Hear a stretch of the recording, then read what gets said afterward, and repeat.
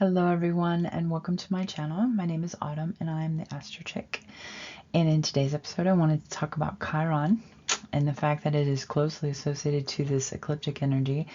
It is actually the same degree as the sun and the moon, the day of the eclipse, 1 minute from conjunction. So extremely close. Also, understanding Chiron, the effect of Chiron, but also the archetype and symbolism of Chiron and how we can integrate it, use it to integrate healing into our lives. Because I'm sure that we're all going through a lot of suffering, especially Gen X. It's a personal sign to Gen X, like 68 to 76, 77. We have Aries and Chiron, as does America. So it's a very personalized type of energy, and we're going to check it out. So let's get to it. So this is the chart for the solar eclipse, which occurs on April 8th, 2024. I have it set for the time it occurs where I live in Indiana. We'll see most of it. We'd have to travel to like Indianapolis to see all of it, the totality, but I'm staying put. I've had enough of eclipse season myself. The lunar eclipse brought the death of my grandmother, and yeah, it's been a fucking wild ride of grief and pain and loss and suffering. So I'm in it. I'm in the soup, if you will. This particular signature with Chiron in this eclipse chart speaks to the healing possibilities, and I'm going to explain why. Chiron has an intricate relationship not only with the sun and the moon, but also with Mercury, because throughout the Mercury's retrograde cycle, it's going to come back and forth over Chiron. So there will be a process of this, healing, this taking this poison and making it into something that can cure the ill, right? Because that's the concept of Chiron, is the everlasting wound that we never lose, never goes away. I wonder if that's true. Like, can we heal from certain wounds? But I think the way that we heal from certain wounds is by using that wound to teach others, to comfort others, to give understanding to others. Because when someone, I know this personally, going through so much pain, emotional anguish that I have in the past 3 weeks, those people who came next to me and shared in my pain and understood what I was going through, that mattered so much. It was very healing for me. It helped me to cope with my own pain. So that's a lesson in this energy, is being able not necessarily to get rid of that which you're wounded from, but using it in a way to help others through their own wounding so that we can live with it, man, because if it's everlasting, that means we've got it forever. So we have to learn how to deal, right? So Mercury's got that back and forth thing, intricate relationship with Chiron, because Chiron is involved in the story of Mercury's process. When Mercury comes back it goes retrograde, it'll come to the sun in the inferior conjunction, and that's what we call Kadzimi. Okay, Kadzimi is the seat of the sun. It's a protected place. It's like a realization, but it's also the reset of Mercury's cycle. So Mercury is resetting and becoming the morning star after being the evening star. So this process of rebirth, once again, is illustrated in Mercury cycle. And the fact that Chiron is part of that story is important, because Chiron is gonna come back to the point where it is by the end of this year because of the retrograde cycle. So this point in the zodiac is not over for Chiron. Chiron is going to process this placement, So do you have 19 Aries or any cardinal sign? It could be Cancer, 19 Capricorn, or 19 Libra, right? Do you have any angles, planets at those positions? Where is that point in your chart? What house, right?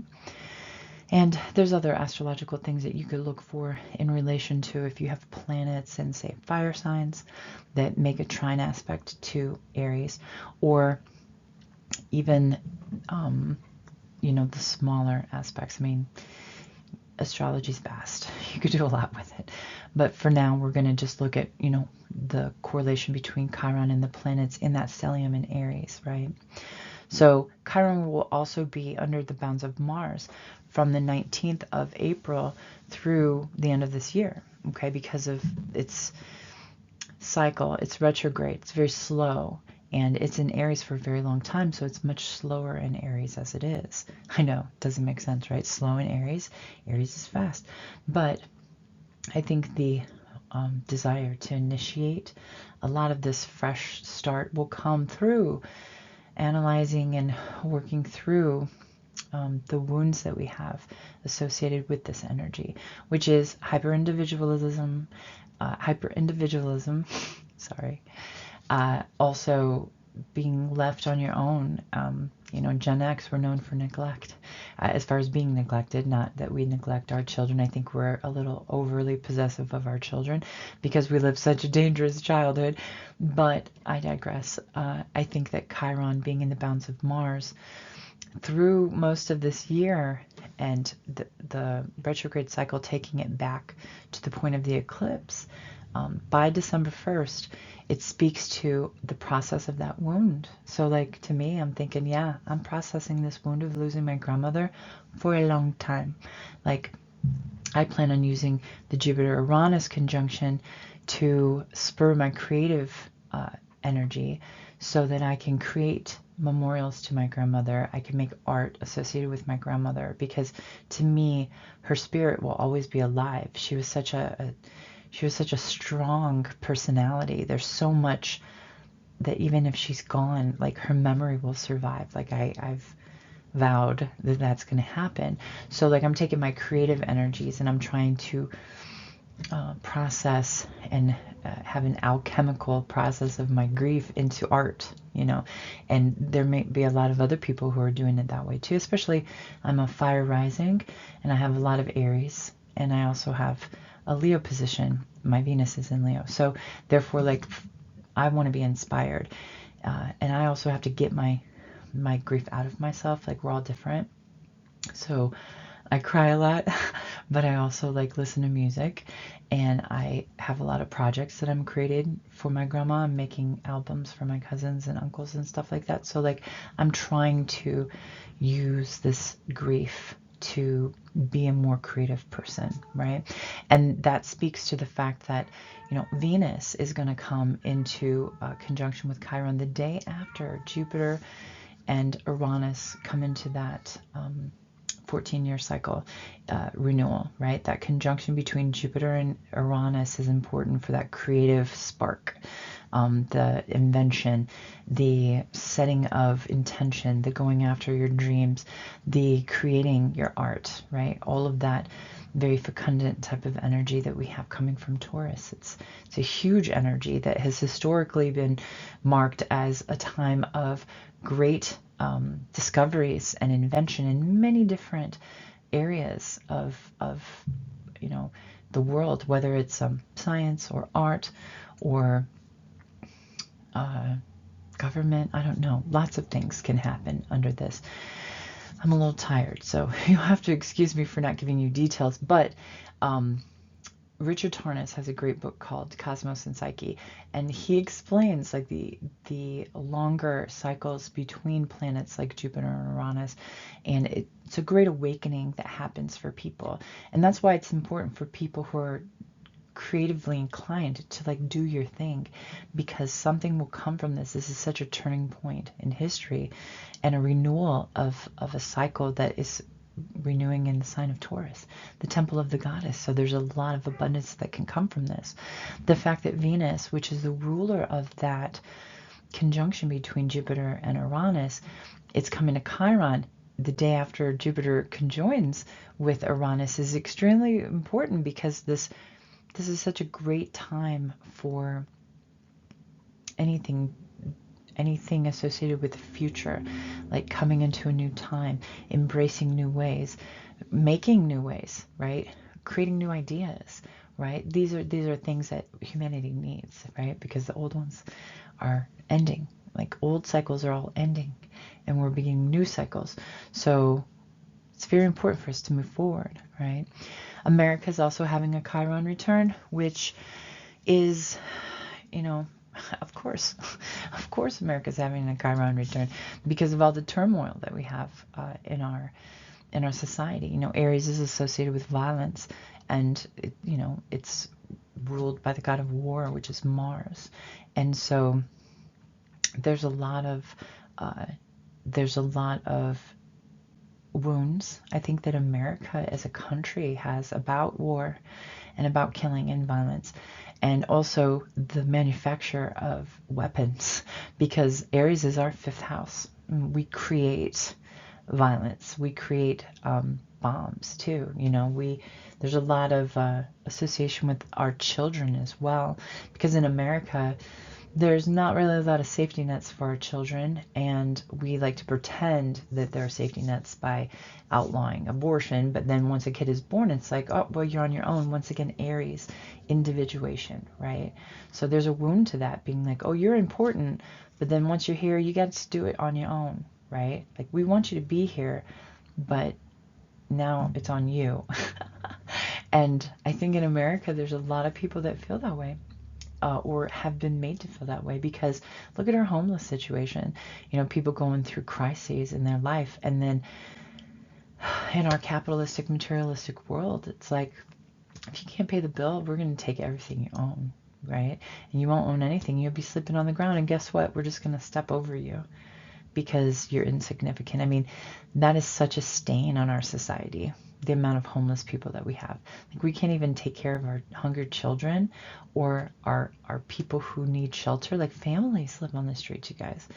It's when you look at it as a real thing and not just outside of your bubble, you think how horrific to have a life like that. Like, how important is your home? I don't know, something to think about. So hopefully, though, Venus being in control of that great conjunction between Jupiter and Uranus will spur some kind of like benefic quality to the healing that Chiron is alchemizing, right? So America having a Chiron return is important. It won't finalize until like March of 2025.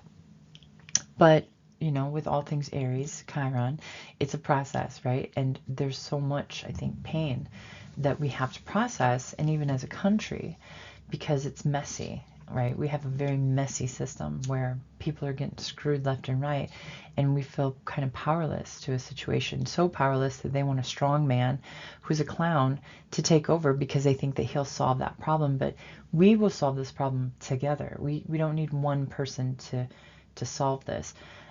It's more like the one would be the people, right? Because the moon is associated with the people in the chart of a nation. And this being a great American eclipse, we have a renewal of our own people that's occurring. We have in the progress chart of America, a new moon has begun for our people. So we have a new chapter of going forward as a people, right?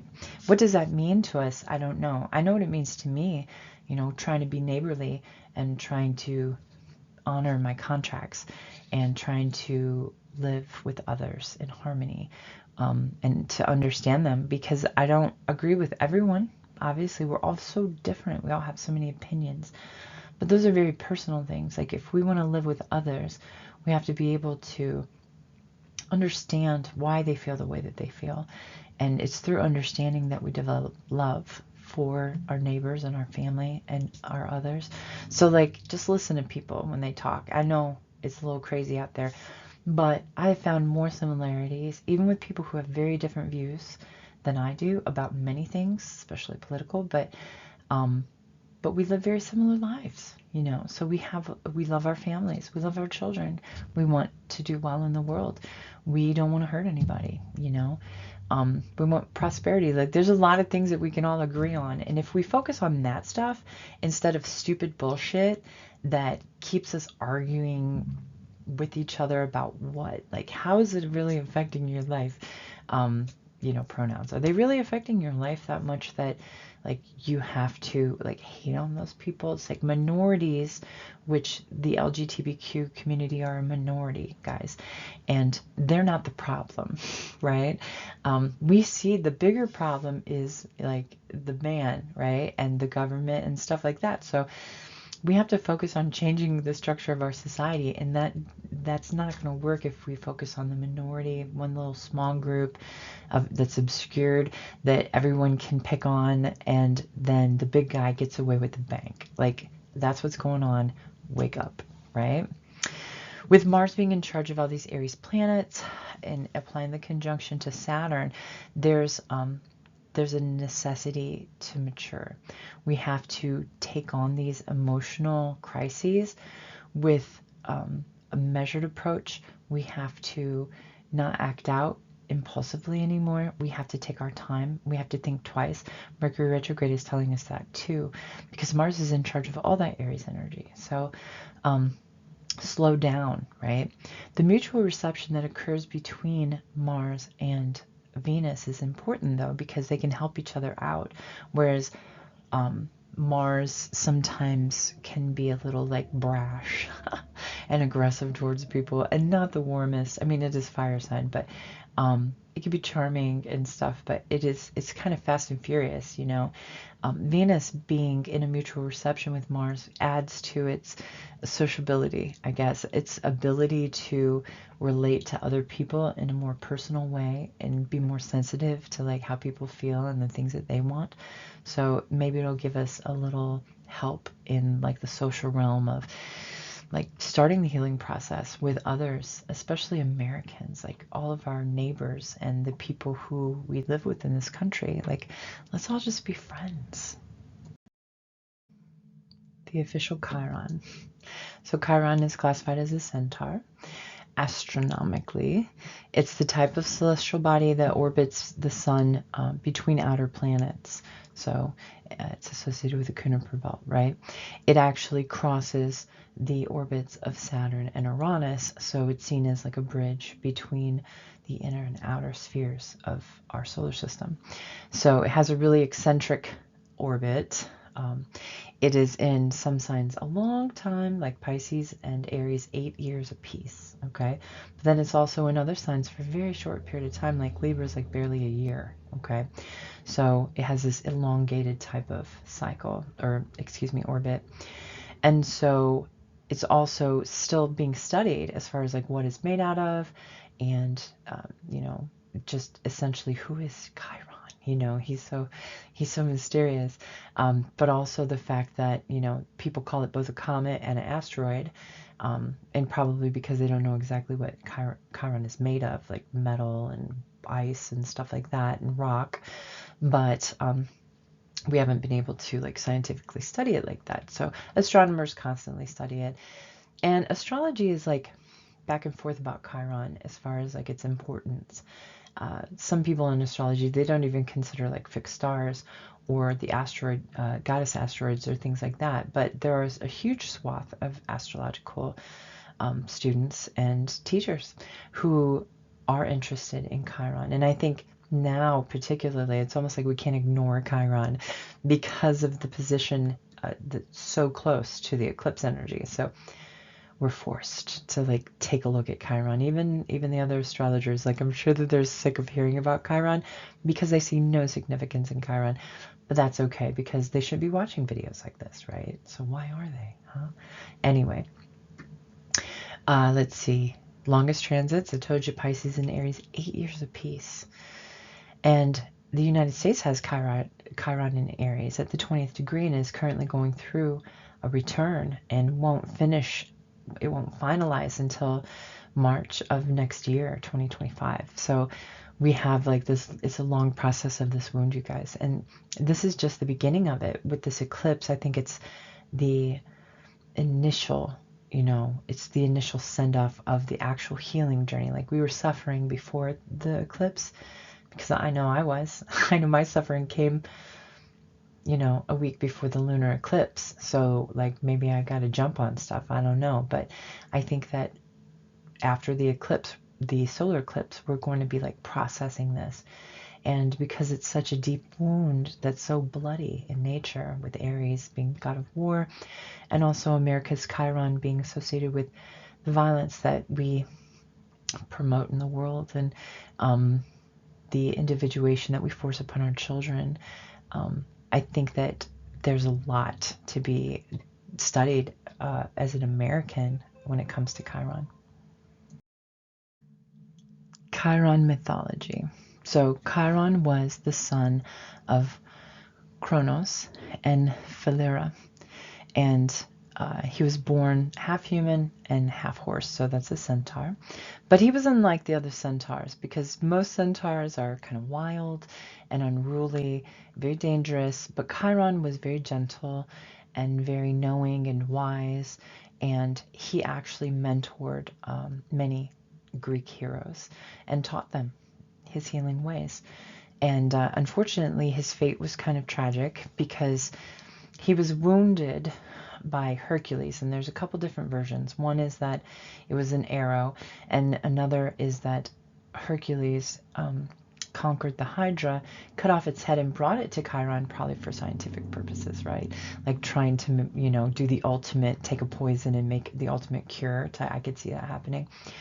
But unfortunately, what happened is that Chiron was eventually poisoned by the Hydra's poison. So, that happened to Marie Curie, where, she made great discoveries, but she also suffered and died because of those. So it's one of those things. But at the same time, he had a way out, because he figured, he was immortal, so he obviously was suffering. He'll suffer forever, because I don't think that, or he'll look for a cure for the rest of his life. So what he did was he traded places with Prometheus, and in exchange for his immortality, he was able to die, by taking Prometheus's place. So it's a very sad ending, but we all die, don't we? We all, eventually death is the end of our suffering. So maybe there's a wisdom in that, maybe. So Chiron in astrology, it should be noted that not all astrologers Chiron is not universally recognized as significant in astrology. So not all astrologers study it or read it, okay?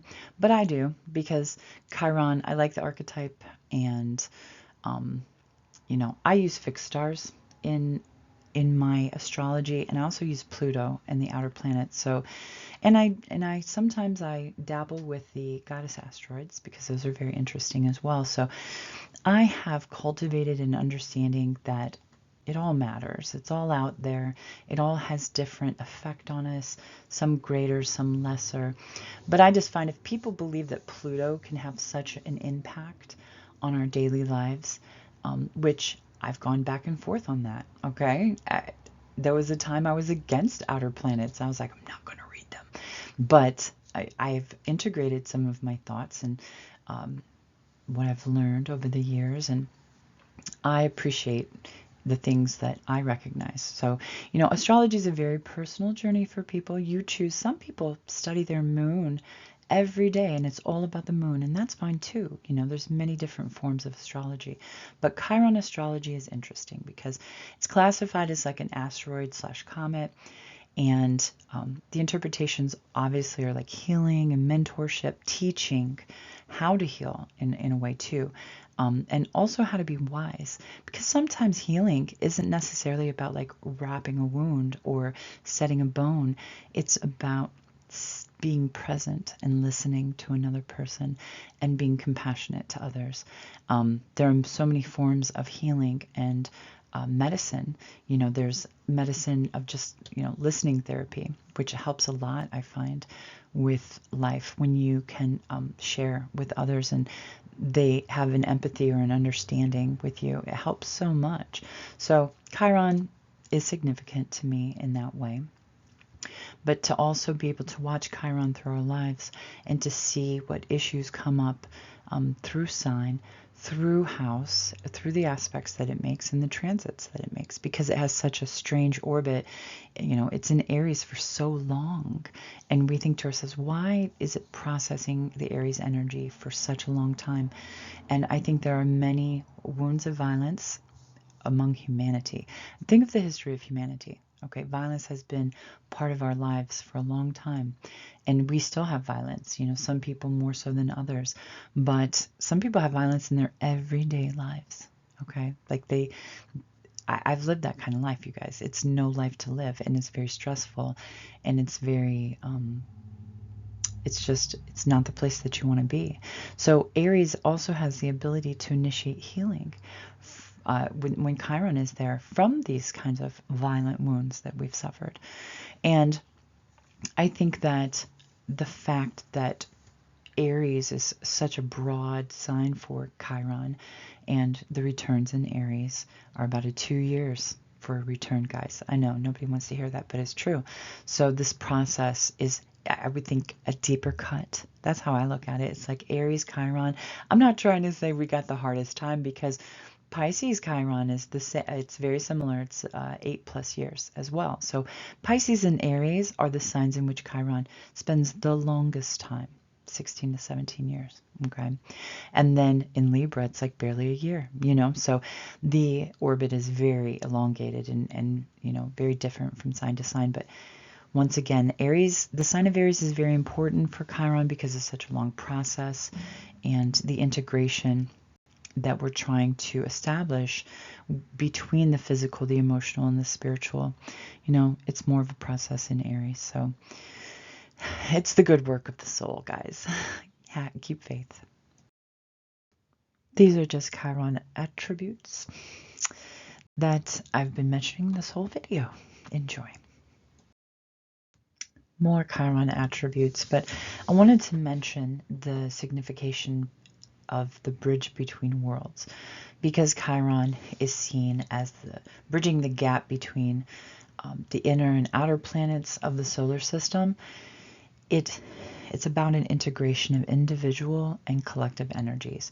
So bringing people together, finding commonality, and also the acceptance that no one is perfect. No one has, we need to work together to create solutions and healing for all of us, as well as on an individual level. And I find that significant because of Chiron being in Aries currently, and we've had a lot of cycles ending and beginning, and also the fact that this is a time of turning. All the generations are turning. We have generations leaving and generations coming, and it's more palpable now. Like, it happens every day, right? People are born and people die, but perhaps it's because this is the fourth turning. It's because this is the time in which many of the outer cycles of the planets are ending and beginning anew.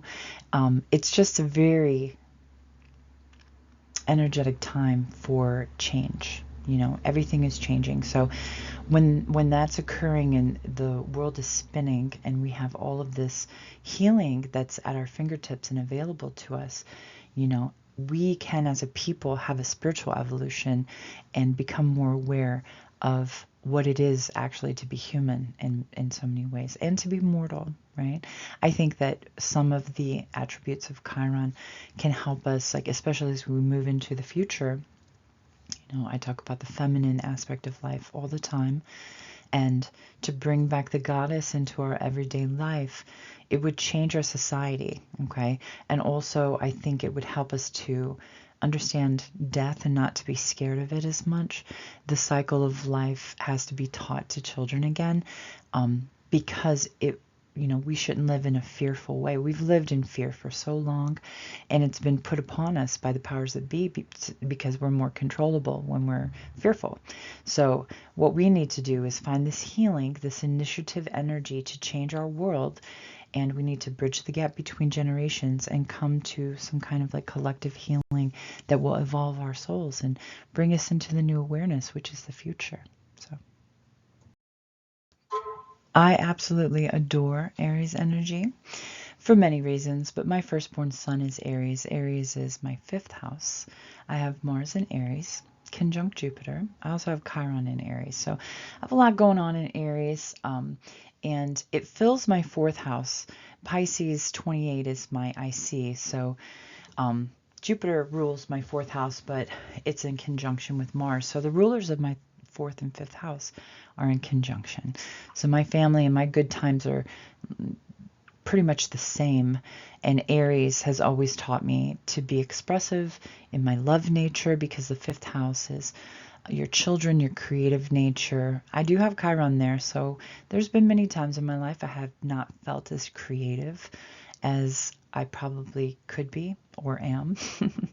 But you know, that's Chiron in Aries in the 5th house, is a feeling of severe individualism, standing apart from others, being the one. Also, well, standing alone in a lot of ways, like Aries being a very singular, individualistic type of sign. It can often point to having to stand alone, or having the courage to stand alone, because it's a very courageous and brave type of sign. It's a fire sign. And it's very expressive. So it has a tendency to be outward oriented. And like I said, that passion and energy that it exudes is very like dynamic, because it is cardinal energy. Cardinal energy is initiative. It's that spring thrusting type of energy of the new coming into being. And also associated with waxing energy, which is like growth oriented. So it's really great energy. And having my firstborn son, his sun degree is 21 Aries, and that is the cusp of my 5th house using Koch chart delineation. So I find that significant and extraordinary. Astrology fascinates me every day. Thanks for sticking around, everyone. If you enjoyed this video and want to see more, please like and subscribe. Hit the notification bell and you will be notified when I drop a video. Until next time, friends, stay safe, and I'll talk to you later.